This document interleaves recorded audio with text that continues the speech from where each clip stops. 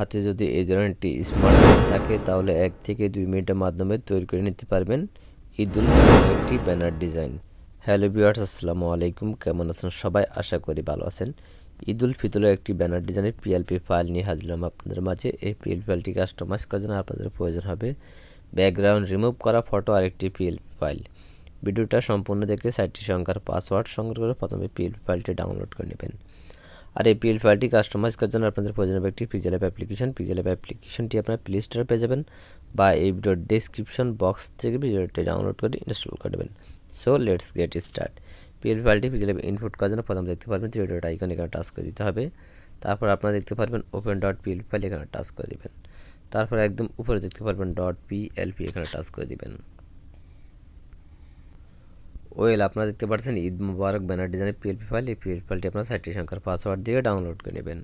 তারপরে ফাইলটির মধ্যে টাচ করে দিবেন। তারপরে আপনারা এখানে দুটি অপশন দেখতে পারবেন, একটা হচ্ছে ওপেন অ্যান্ড অ্যাড, একটা হচ্ছে ওপেন অনলি।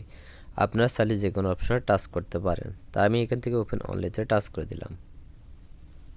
ওয়েলকাম এভরিওয়ান, দেখতে পাচ্ছেন পিএলপি ফাইলটি পিক্সেল অ্যাপে ইনপুট হয়ে গেছে। এখন শুধু কাস্টমাইজ করব। তা আমরা এখান থেকে একটি ফটো যেভাবে কাস্টমাইজ করবো সেম একইভাবে আপনারা প্রতিটা ফটো কাস্টমাইজ করতে পারবেন। এখান থেকে একটি লেখা যেভাবে পরিবর্তন করবো সেম একইভাবে আপনারা প্রতিটা লেখা পরিবর্তন করতে পারবেন। তো এগুলো পরিবর্তন করার জন্য আপনারা দেখতে পারবেন থ্রি ডট নিচে লেয়ার, এই লেয়ার অপশনে টাচ করে দেবেন। তারপর আপনারা এখানে প্রতিটা লেয়ার দেখতে পারবেন, যে লেয়ারটি কাস্টমাইজ করবেন সেই লেয়ারটির অবশ্যই লকটা ছাড়াই নেবেন। তো আমি এখান থেকে আমার ছবিটা পরিবর্তন করবো, এখানে লক এখানে টাচ করে দিচ্ছি। তারপর আমরা আবার লেয়ার অপশনে টাচ করব।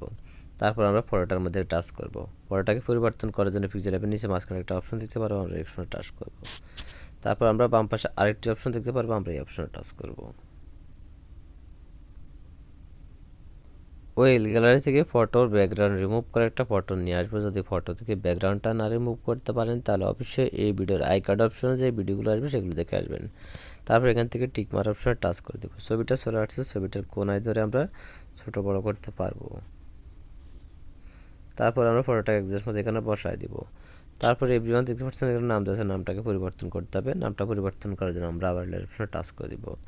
তারপর এখান থেকে নামটাকে খুঁজে বের করবো, লক আইকনে টাচ করবো, পিন আইকনে টাচ করবো, আবার পিন আইকনে টাচ করে দিব। তারপর আমরা এখান থেকে নামটাকে মোছা দিব। মোছা দিয়ে আমরা যার জন্য ডিজাইন করবো তার নামটি লিখে দিব। তো আমি এখান থেকে সাপোজ মোহাম্মদ সুমন আহমেদ দিলাম। তারপর আমি এখান থেকে ওকে টাচ করে দিব। তারপর আমরা আবার লেয়ার অপশন টাচ করবো। তো এভরিওয়ান দেখতে পাচ্ছেন নামটি পরিবর্তন হয়ে গেছে। এখন আমরা এই ডিজাইনটি সেভ করব। সেভ করার জন্য একদম উপর সেভ আইকনে টাচ করে দিব। তারপর এখান থেকে সেভ অ্যাজ ইমোজি নামের অপশনে টাচ করব। তারপর আমরা এখান থেকে সেভ টু গ্যালারিতে টাচ করব। করার সাথে সাথে ডিজাইনটি সেভ হয়ে আমাদের গ্যালারিতে চলে যাবে। তো আজকের মতো ভিডিওটা এই পর্যন্ত। যদি ভিডিওটা আপনাদের কাছে ভালো লেগে থাকে তাহলে অবশ্যই একটি লাইক করবেন, কমেন্ট করবেন। আর আপনি যদি আমার চ্যানেল নতুন দর্শক হয়ে থাকেন তাহলে অবশ্যই চ্যানেলটি সাবস্ক্রাইব করে রাখবেন। ধন্যবাদ সবাইকে। আল্লাহ হাফেজ।